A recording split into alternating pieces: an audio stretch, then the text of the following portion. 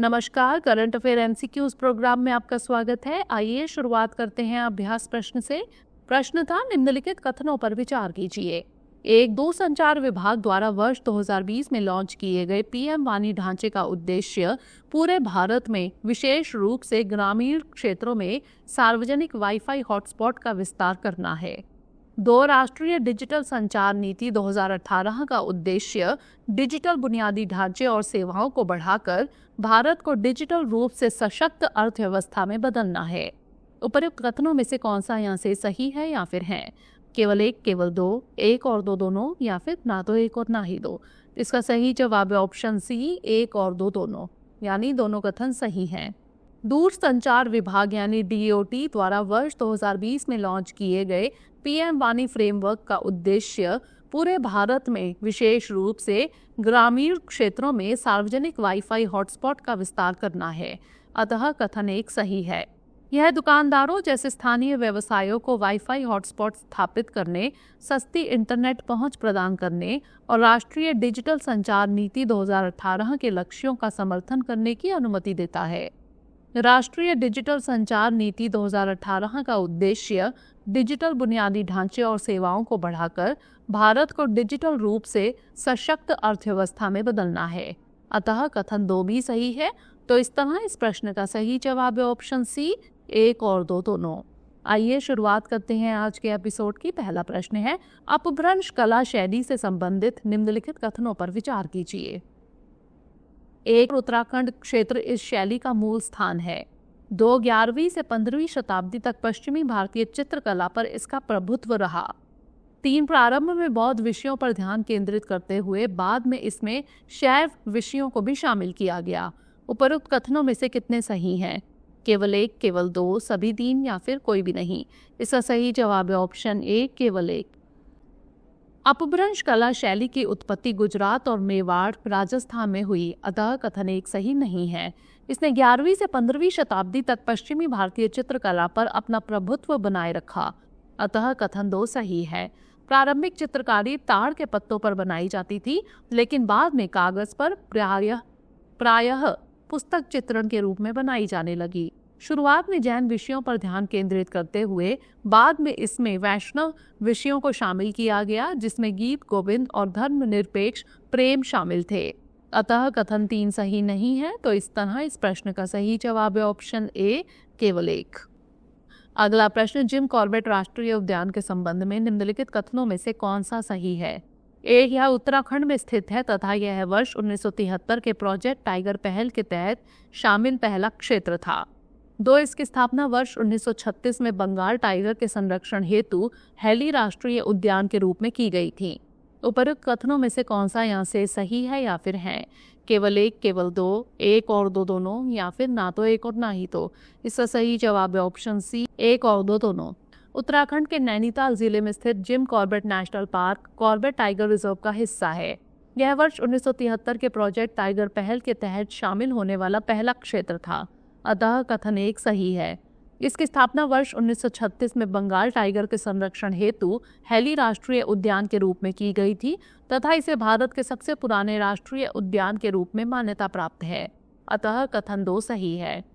Core zone प्राकृतिक संसाधनों के संरक्षण के क्रम में अधिक प्रतिबंध वाला क्षेत्र है, जबकि बफर जोन इसके चारों ओर का क्षेत्र होता है, जिससे सुसंगत मानवीय गतिविधियों के साथ साथ प्रकृति के स्थायी संरक्षण में सहायता मिलती है।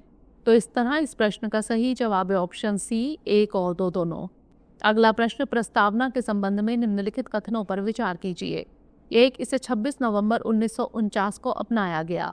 2, 44वें संविधान संशोधन अधिनियम 1976 द्वारा प्रस्तावना में समाजवादी, धर्मनिरपेक्ष और अखंडता शब्द जोड़े गए। उपरोक्त कथनों में से कौन सा यहाँ से सही है या फिर है? केवल एक, केवल दो, एक और दो दोनों, या फिर ना तो एक और ना ही दो। इसका सही जवाब है ऑप्शन ए, केवल एक। संविधान की प्रस्तावना को 26 नवंबर 1949 को अपनाया गया था। अतः कथन एक सही है। संविधान के अधिकार का स्रोत भारत के लोगों के पास है।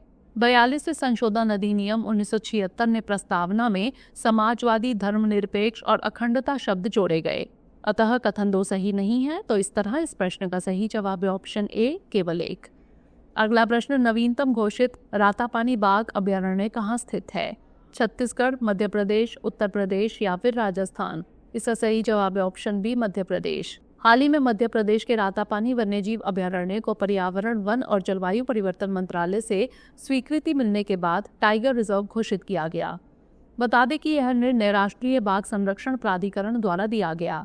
यह मध्य प्रदेश के विंध्याचल पर्वत श्रृंखलाओं, रायसेन और सीहोर जिले में स्थित है।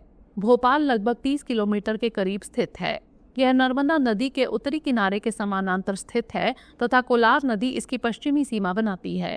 इस अभयारण्य में भीमबेटका शैलाश्रय है जो एक यूनेस्को विश्व धरोहर स्थल है। तो इस तरह इस प्रश्न का सही जवाब है ऑप्शन बी, मध्य प्रदेश। अगला प्रश्न, कॉर्निया के संबंध में निम्नलिखित कथनों पर विचार कीजिए। एक, कॉर्निया आंख की पतली पारदर्शी बाहरी परत है। 2, संक्रमण, दुर्घटना या जन्मजात स्थितियां इसे अपारदर्शी बना सकती हैं। उपयुक्त कथनों में से कौन सा यहाँ से सही है या फिर है? केवल एक, केवल दो, एक और दो दोनों या फिर ना तो एक और ना ही दो? इसका सही जवाब है ऑप्शन सी, एक और दो दोनों। कॉर्निया आंख की पतली पारदर्शी बाहरी परत है, अतः कथन एक सही है। संक्रमण, दुर्घटना या जन्मजात स्थितियां इसे अपारदर्शी बना सकती हैं, अतः कथन 2 सही है। भारत में 50 वर्ष या उससे अधिक आयु के लोगों में कॉर्नियल अपारदर्शिता अंधेपन का दूसरा प्रमुख कारण है और कम आयु वालों में यह प्राथमिक कारण है। बता दें कि अधिकांश कॉर्नियल अंधापन रोकथाम योग्य या उपचार योग्य है। तो इस तरह इस प्रश्न का सही जवाब है ऑप्शन सी, एक और दो दोनों। अगला प्रश्न, राष्ट्रीय क्षेत्राधिकार से परे जैव विविधता समझौते के संबंध में निम्नलिखित कथनों पर विचार कीजिए। एक, इसका उद्देश्य समुद्री पारिस्थितिकी तंत्र की रक्षा करना और राष्ट्रीय अधिकार क्षेत्र से परे क्षेत्रों में संसाधनों के सतत उपयोग को बढ़ावा देना है। 2, भारत ने अभी तक राष्ट्रीय क्षेत्राधिकार से परे जैव विविधता समझौते पर हस्ताक्षर नहीं किया है।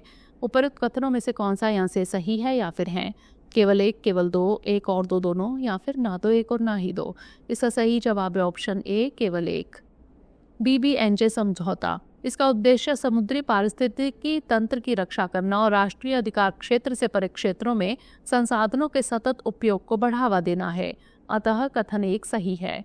भारत ने हाल ही में राष्ट्रीय क्षेत्राधिकार से परे जैव विविधता यानी BBNJ समझौते पर हस्ताक्षर किए हैं, जिसे हाई सी ट्रीटी के रूप में भी जाना जाता है, अतः कथन 2 सही नहीं है। तो इस तरह इस प्रश्न का सही जवाब है ऑप्शन ए, केवल एक।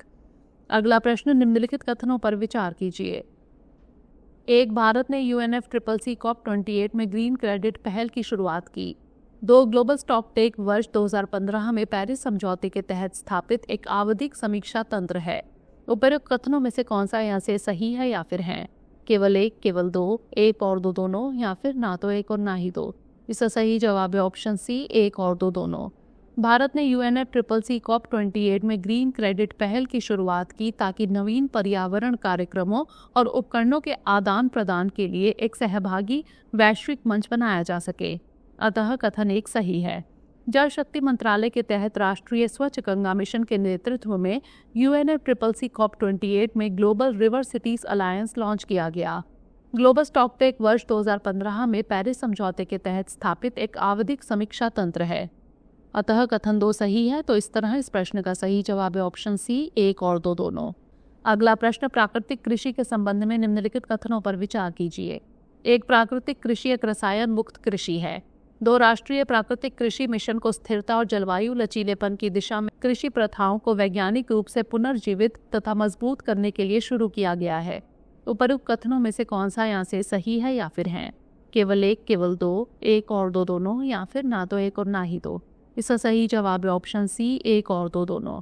प्राकृतिक कृषि एक रसायन मुक्त कृषि है जिसमें स्थानीय पशुधन, एकीकृत प्राकृतिक खेती के तरीके, विविध फसल प्रणाली आदि शामिल है, अतः कथन एक सही है। प्राकृतिक खेती स्थानीय ज्ञान और स्थान विशिष्ट प्रौद्योगिकियों में निहित स्थानीय कृषि पारिस्थितिकी सिद्धांतों का पालन करती है तथा स्थानीय कृषि पारिस्थितिकी के अनुसार विकसित होती है। राष्ट्रीय प्राकृतिक कृषि मिशन को वैज्ञानिक रूप से पुनर्जीवित करने और कृषि प्रथाओं को मजबूत करने के लिए एक बदलाव के रूप में शुरू किया गया है, अतः कथन 2 सही है। तो इस तरह इस प्रश्न का सही जवाब है ऑप्शन सी, एक और दो दोनों। अगला प्रश्न, centre for processing accelerated corporate exit के संबंध में निम्नलिखित कथनों पर विचार कीजिए। एक, CPES को वित्त मंत्रालय द्वारा कंपनी बंद करने की प्रक्रिया को केंद्रीकृत और सुव्यवस्थित करने के लिए लॉन्च किया गया था। दो, यह हितधारकों के साथ समय पर भौतिक संपर्क सुनिश्चित करके व्यापार में आसानी को सुगम बनाता है। उपरोक्त कथनों में से कौन सा यहाँ से सही है या फिर है? केवल एक, केवल दो, एक और दो दोनों, या फिर ना तो एक और ना ही दो।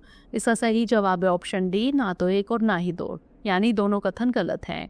सीपेस को कॉरपोरेट मामलों के मंत्रालय द्वारा कंपनी बंद करने की प्रक्रिया को केंद्रीकृत और कारगर बनाने के लिए लॉन्च किया गया था, अतः कथन एक सही नहीं है।